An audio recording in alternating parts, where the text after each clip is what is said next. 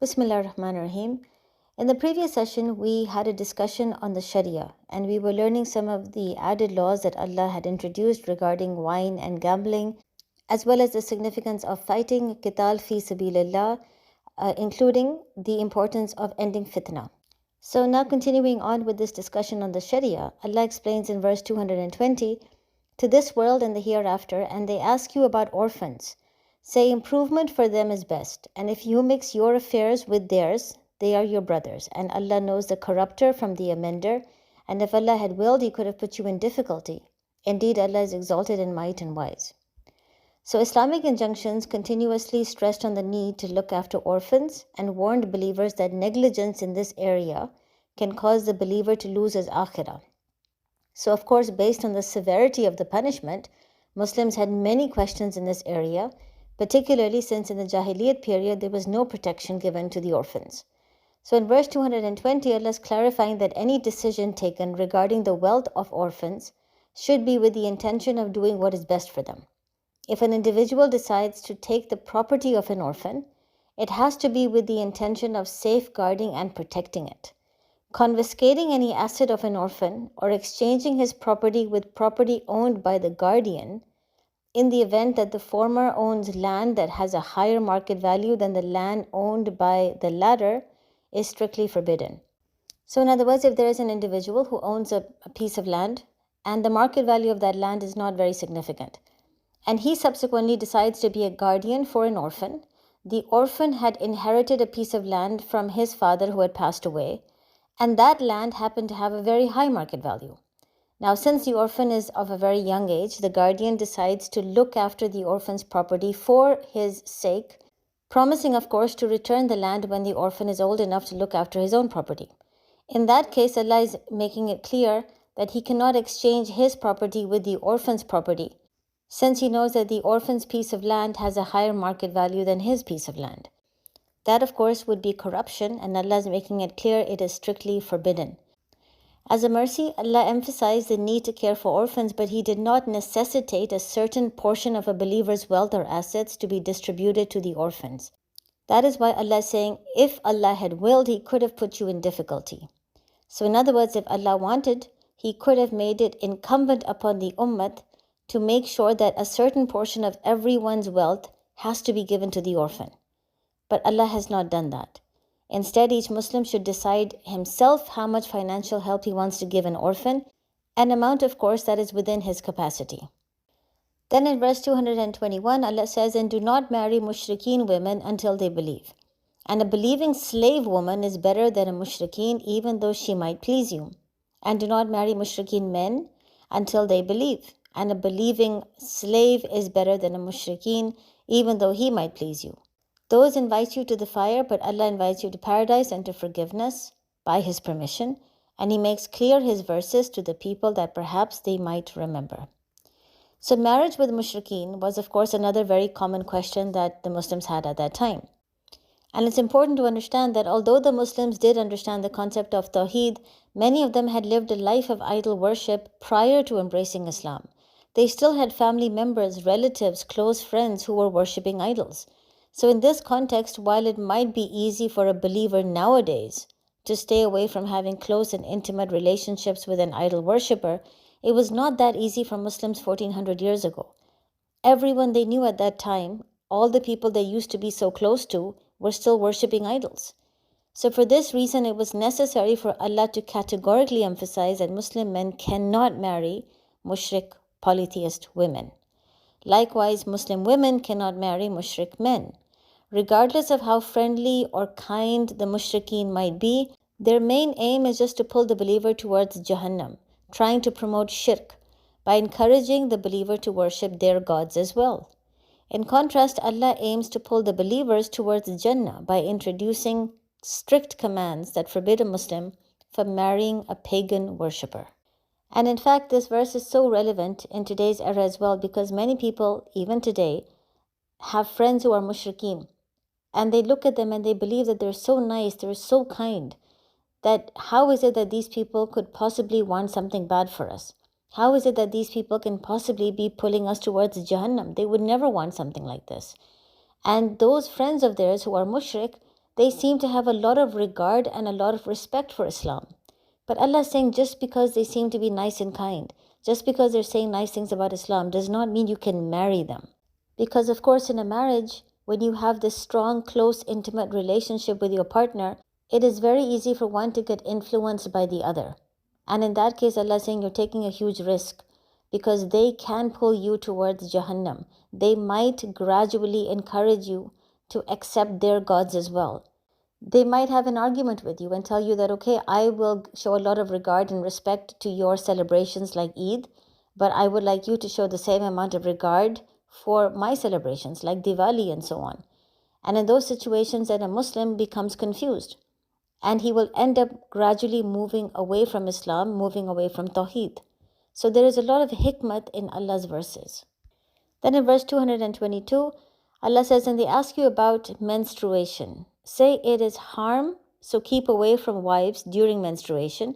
Do not approach them until they are pure. And when they have purified themselves, then come to them from where Allah has ordained for you. Indeed, Allah loves those who are constantly repentant and loves those who purify themselves. Now in this Sharia, you can see that the verses appearing are not just about what is halal and haram, but it's also about grooming and training the Muslims about hygiene, about sanitation, because it's important, otherwise you will end up spreading disease and infection in the Muslim community. So in particular, these verses are not talking about menstruation. The Quran tells men that they can maintain sexual relations with women only after the period of menstruation has been complete and the woman has purified herself by taking the ritual bath or the ghusl as explained in the Sunnah. However, unlike the period of ignorance, that does not mean that women cannot stay in the same house, or she cannot be in the presence of other family members, or she cannot cook because she is impure. It also does not mean that she cannot engage in zikr, she cannot recite verses of the Quran, because although yes, she is not pure enough to pray, as mentioned of course in the hadith, nor can she engage in physical intimacy, but her tongue is still pure. So if there are verses of the Quran that she's memorized, she can recite it. The only things that women are told not to do is that they should not pray, they should not fast, and they should not directly touch and hold the Quran. But of course, if women wish to recite the Quran on their phone, that's perfectly fine. And it also makes a lot of sense because otherwise Allah would be depriving women of being able to engage in zikr, of being connected with the Quran for one entire week, which would make them very vulnerable to the waswasa of shaitan. And that would actually be very unfair. In addition, even today in Pakistan, there are some villages where women, as soon as they start to menstruate, they are removed from the home and they have to go and live somewhere else because they're considered to be absolutely impure, so impure that they cannot even be in the presence of family members. And that is barbaric. So Allah is explaining over here that women, the only thing that they cannot do is fast, they cannot pray. They should not engage in any physical intimacy with their husbands because that would be extremely unhygienic and it could spread a lot of disease as well. But other than that, they can continue doing their basic daily activities. Then in verse 223, Allah says, your wives are a place of sowing of seed for you, so come to your place of cultivation, however you wish, and put forth for yourselves. Fear Allah, know that you will meet Him, and give good tidings to the believers. So in the pre-Islamic period, the two most vulnerable groups in society were orphans and women. They were not being looked after, they were constantly abused. Women were considered to have been created only for the purpose of satisfying men.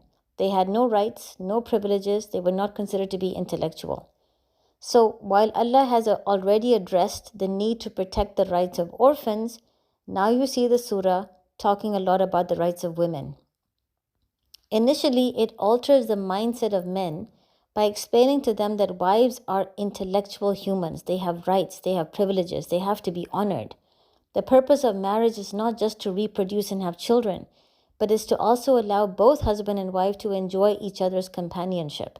A husband has to understand that he's not bringing a slave into the marriage. He's not bringing a maid into the marriage. He's not bringing someone who just simply has to reproduce and have kids. He's bringing another human being who has feelings and emotions, desires, dreams, needs.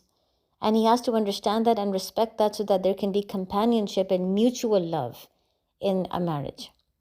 In fact, this has been beautifully explained by comparing the relationship of husband and wife to a farmer who sows seeds in his land. So the farmer has to work tirelessly to protect and safeguard his land, crops, and plants from potential dangers.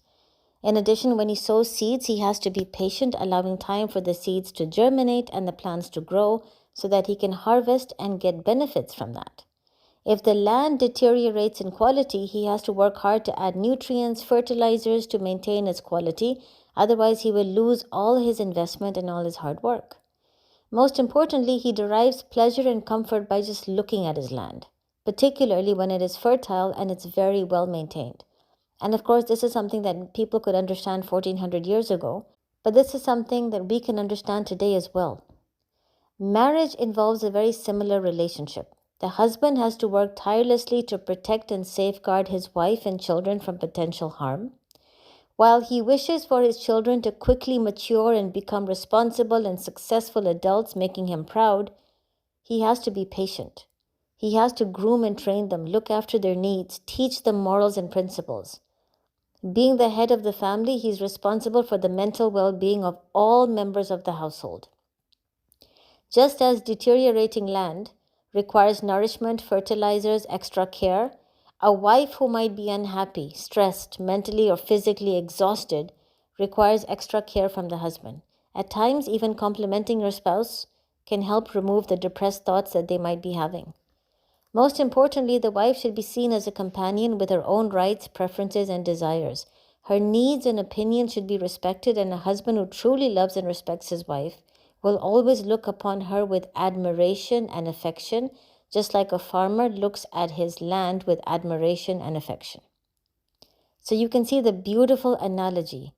And this analogy removes any possibility of physical, verbal, or emotional abuse being permitted in a marriage.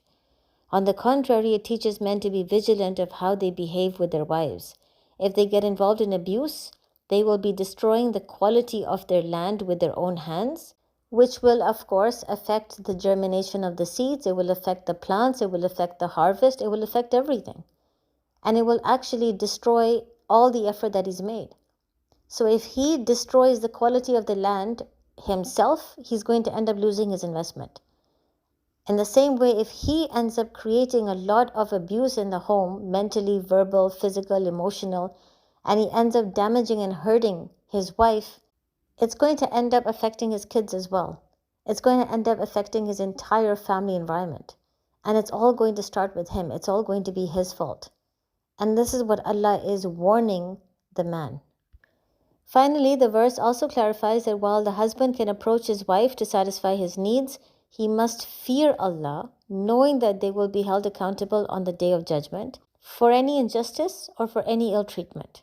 And that is why you'll notice in this verse that when Allah is talking about the marital relationship between husband and wife, and He's telling the husband that he can approach his land, approach his wife however he wishes, at the same time He's saying, fear Allah and know that you will meet Him. And in fact, prior to that, Allah is saying, put forth righteousness for yourselves. Now, some scholars interpret put forth for yourselves as meaning that you should have children. So in other words, in Islam, marriage and reproducing, having children is encouraged. But in my opinion, it doesn't fit well with the verse. In my opinion, simply what the husband is being told is that yes, you can approach your wife however you wish, but before you do that, do a good deed. Do something good. And then at the same time, Allah says, fear Allah. Know that you will meet Him. So what this actually means, if you put it all together, is that Allah is making it clear to men that yes, you can approach women to satisfy your basic sexual needs, but understand that you are approaching another human being. Do not abuse her in any way. Therefore, marital rape is actually a thing in Islam. Just because two people are married does not give the husband the right to fulfill his desires in a manner that might cause physical or mental harm to his wife. So this is the reason now why Allah says, put forth an act of righteousness. And He's saying this right after He says that men can approach their wives as they wish. So putting forth an act of righteousness is not talking about the fact that men can have children. It's literally meaning that men should do a good deed, maybe perhaps recite a dua, engage in zikr, do something before they approach their wives, so as to control their nafs and ensure that they do not harm their partner in any manner. So in verse 224 onwards, Allah says, "And do not make your oath by Allah an excuse against being righteous and fearing Allah and making peace amongst people. Allah is hearing and knowing." Allah does not impose blame upon you for what is unintentional in your oaths, but He imposes blame upon you for what your hearts have earned. Allah is forgiving and forbearing. For those who swear not to have sexual relations with their wives is a waiting period of 4 months, but if they return to normal relations, Allah is forgiving and merciful. And if they decide on divorce, Allah is hearing and merciful. Now, when making promises, believers were being warned to not take Allah's name as an excuse to do ill, evil, or to harm someone, or to break ties of friendship and loyalty.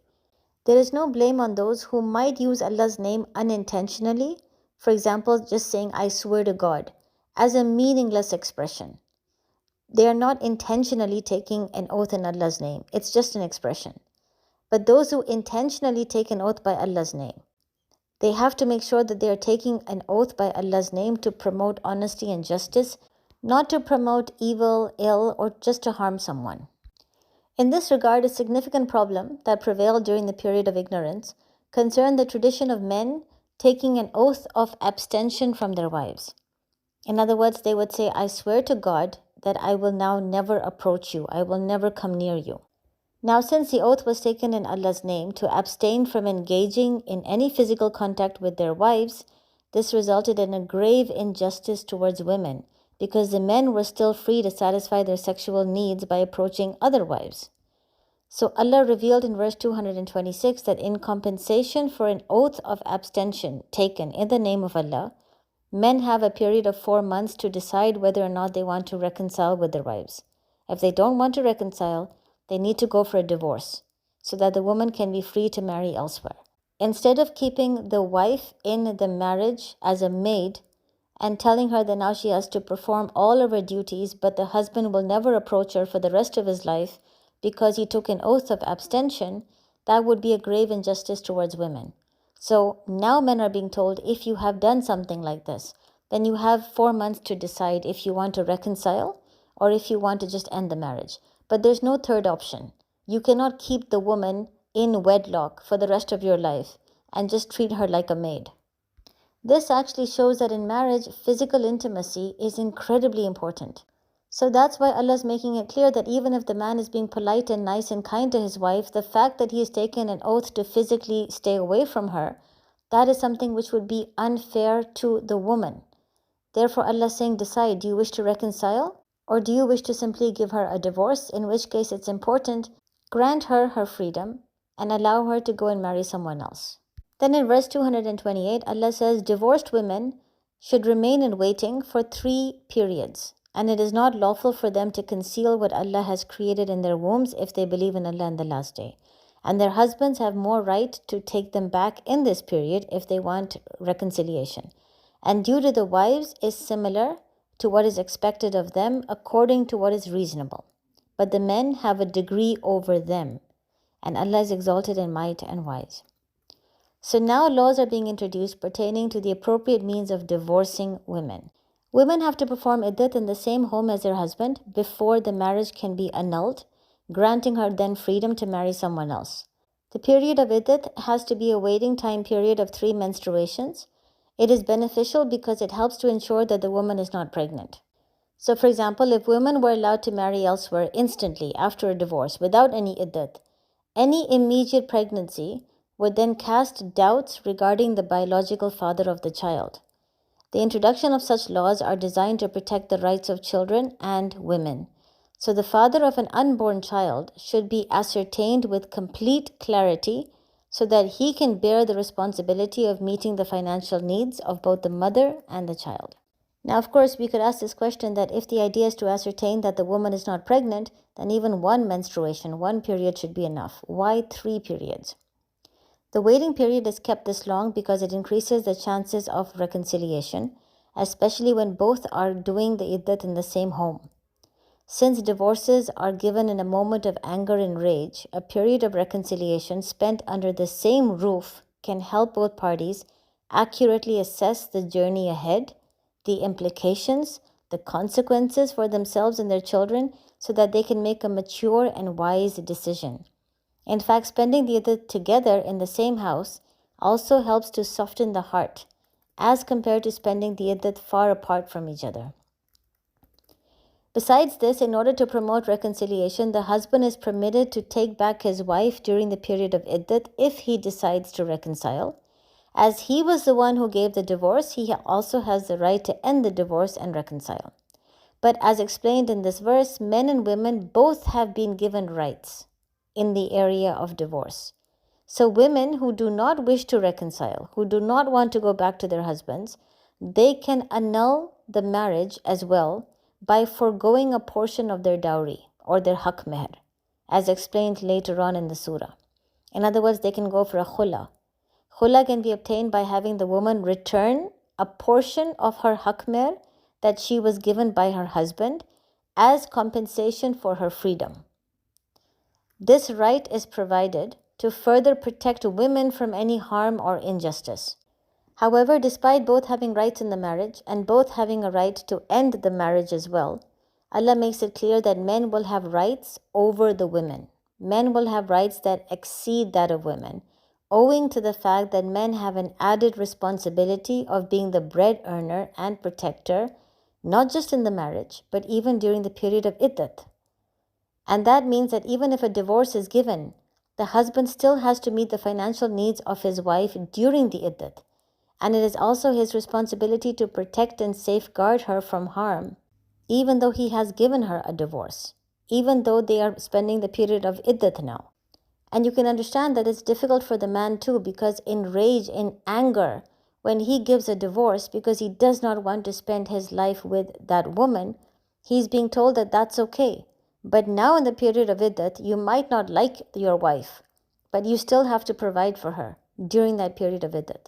So given the added responsibility, the man deserves superior rights.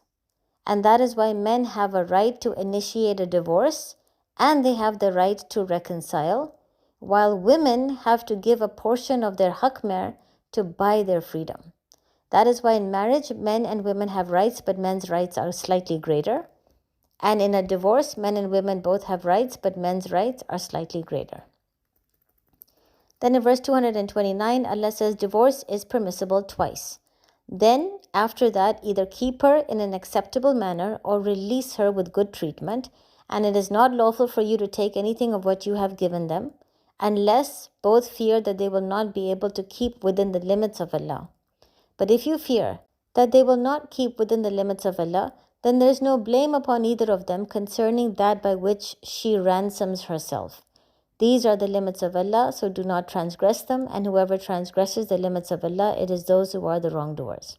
So the rights that men and women have in a marriage, and particularly during a divorce, are further now being explained. Just as the man has the right to initiate a divorce, the woman has a right to terminate the marriage by applying for a khula, even if her husband wants to reconcile, but she just does not want to, so she has a right to end it as well. In addition, men are also forbidden from taking back the gifts that they gave to their wives during their marriage. This helps to grant financial security and independence to women, preventing men from dealing unjustly with them. So whatever gifts were given to the woman, they are now hers. And a man cannot demand that the gifts be returned, because through those gifts it will help the woman later on after the divorce to gain financial security and to become financially independent. However, as mentioned before, while women have rights against men, men have rights against women, and the rights of men are greater than the rights of women, owing to the added responsibility that they have to bear. So as an example of superior rights, men can divorce their wives on 2 occasions, which is what this verse is mentioning, while still being able to reconcile during the period of iddat. So they can give 1 divorce, and then during the period of iddat, they can reconcile. And if they do reconcile and later on there is an argument or a fight or a problem, the husband gives a divorce a second time, again during the period of iddat, if he wishes to reconcile, he can. But of course, as mentioned, if there is fear that they will not be able to keep within the limits of Allah. In other words, if they are able to reconcile, the wife will not be able to accept the husband. she will not be able to respect or to be able to be kind and nice and love her husband, then Allah saying that she can therefore ransom herself, which means she can go for a khula, return a portion of her hakmer, and therefore be able to grant herself her freedom. This is also why Allah is explaining in the verse that it is not lawful for you to take back your gifts or take back the hakmer that you have given unless there is a fear that they will not be able to keep within the limits. So at no point does the wife return anything to the husband in terms of gifts or in terms of hakmer unless there is a fear that she cannot stay in the limits of Allah. She cannot respect her husband. She cannot give this marriage another chance. She does not wish to go back. In that case, she will have to return some of the hakmer, some of the things that were given to her in order for her to buy herself her freedom. Then in verse 230, Allah says, and if he has divorced her for the third time, then she is not lawful to him afterwards until after she marries a husband other than him. And if that husband divorces her, there is no blame upon the woman and her former husband for returning to each other if they think they can keep within the limits of Allah. These are the limits of Allah which he has made clear to a people who know. So when the husband initiates a divorce, the right to reconcile during iddat is only applicable twice. This right is abolished once the third divorce is given, after which it's compulsory now to terminate the marriage. And this is important so that men cannot continuously divorce their wives and continuously reconcile, because that would be giving a lot of emotional trauma to the wife. In other words, Allah recognizes the fact that although a divorce can be an emotionally traumatizing event for both husband and wife, it has a greater impact on women than men. Women will be concerned about their financial situation, about their shelter, where will they go after the period of iddat, who will look after them, how will they meet their financial needs, do they have to work, where will they find work. So yes, if men are given the right to repeatedly divorce their wives over and over again, only to reconcile later, then women will have to suffer this emotional turmoil throughout their lives. So to prevent this, a divorce is only reconcilable twice. And this is important to understand, that if a man wishes to divorce his wife, he does not have to divorce her twice. He just has to give the divorce once. And then he can reconcile in the period of iddat, but if he doesn't want to, then the divorce is complete and they can move on with their lives. Now over here, a final injunction is being provided in the event that a husband divorces his wife on 3 separate occasions, after which reconciliation is not permissible unless the woman marries someone else and is divorced again. So in other words, the husband gives the wife a divorce and then they reconcile. And then after a while they have an argument again he divorces the wife, again he chooses to reconcile. And then again they have an argument, he does it the 3rd time. Now it's not permissible for the woman to come back to that man, unless she marries someone else and she gets divorced by that man. However, the Quran keeps emphasizing the importance of keeping within the limits ordained by Allah. Allah keeps saying that. In other words, what that means is the woman should not enter into a second marriage with the intention of getting a divorce so she can get back to her first husband. In Islam, the household unit is the most important in the community, so treachery, deceit cannot be the basis of any marriage. Moreover, having already lived together in the past, both the man and the woman will have to ask themselves if they can respect and love each other again, forgive each other for past mistakes, give each other the rights deserved. If they feel they can live within the limits ordained by Allah, then yes, they may reunite once again, provided that the woman enters into another marriage and she happens to get divorced in that marriage. It cannot be a secret affair that she makes with another man.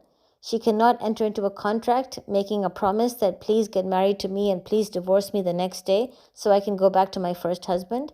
This would be treachery, this would be deceit, this would be very, very unlawful. So she has to genuinely marry somebody else, and if by chance that marriage fails, it just doesn't work out, then she may go back to her former husband if both of them wish to get back together again.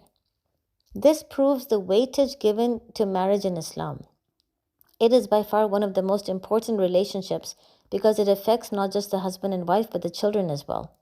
So if a man and woman are considering reuniting, it must be a wise and calculative decision, acknowledging the sentiments of everyone involved. In fact, the wisdom behind this verse is that after receiving 3 divorces and marrying someone else, the woman can experience 2 different lifestyles, and then she can draw comparisons between them. So thereafter, if she's divorced again by the second husband, she will be in a better position to decide what is best for her and what kind of lifestyle she wants. So inshallah, we'll stop over here and we'll continue on in the next session. But do take a moment to appreciate the sharia that Allah has given us. How Allah explains the role of the husband and wife. How Allah ensures that He takes into account the emotions and the feelings of both husband and wife. And how He understands that even a divorce can be traumatizing for both man and woman, but especially for the woman. In addition, this sharia teaches us that women have emotions, they have rights, they are intellectual creatures, they have to be looked after, they have to be respected and valued. They cannot be treated as women were treated in the Jahiliyyat period. Unfortunately, even today in Pakistan, a lot of the marriages are following Hinduism. They don't actually follow Islam at all. Assalamu alaikum.